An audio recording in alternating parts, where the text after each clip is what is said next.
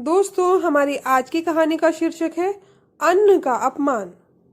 एक बार की बात है, रामपुर गांव में सुधा नाम की एक लड़की रहती थी।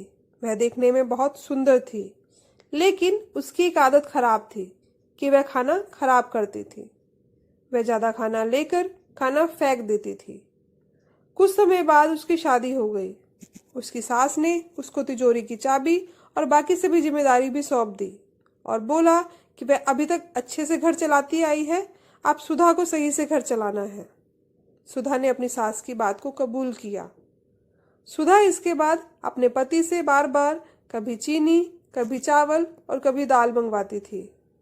जब उसकी सास को इस बारे में पता चला तो वह सुधा को बोली कि तुम महीने भर का राशन एक बार में क्यों नहीं मंगवाती। सुधा ने बताया कि वह एक साथ मंगवाती है, लेकिन वह कम पड़ जाता है। सुधा की सास ने इसके बारे में पता लगाने के लिए कि राशन कहाँ जाता है, रसोई में थोड़ी नजर रखना शुरू कर दिया।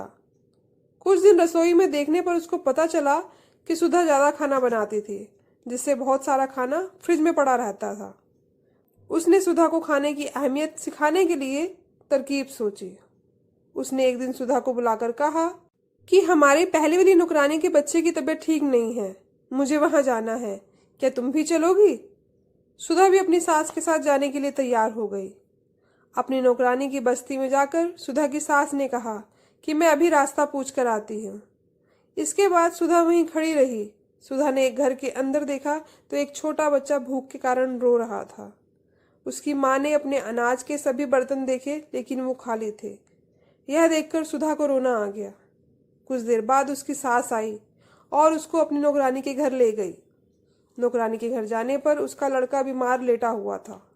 जब सुधा की सास ने बीमारी का कारण पूछा तो नौकरानी ने कहा कि वह घर से बचा हुआ भोजन लाई थी, लेकिन उसको नहीं पता था कि वह खाना खराब था, जिससे उसके बेटे की तबीयत खराब हो जाएगी। यह कहकर वह रोने लगी। कुछ देर बाद सुधा और उसकी सास अपने घर आ गए।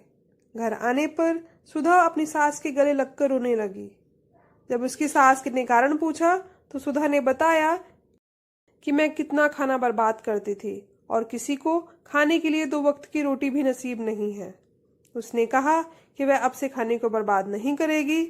सुधा को खाने की कीमत महसूस होने पर उसकी सास बहुत खुश हुई। दोस्तों, हमें भी इस कहानी से यही सीख मिलती है कि हमें कभी भी अन्न को बर्बाद नहीं करना चाहिए।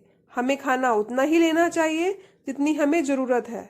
इस दुनिया में बहुत से ऐसे लोग हैं जो भूख के कारण मर जाते हैं और जिन्हें एक वक्त की रोटी भी नसीब नहीं होती। तो हमें अन्न का अपमान नहीं करना चाहिए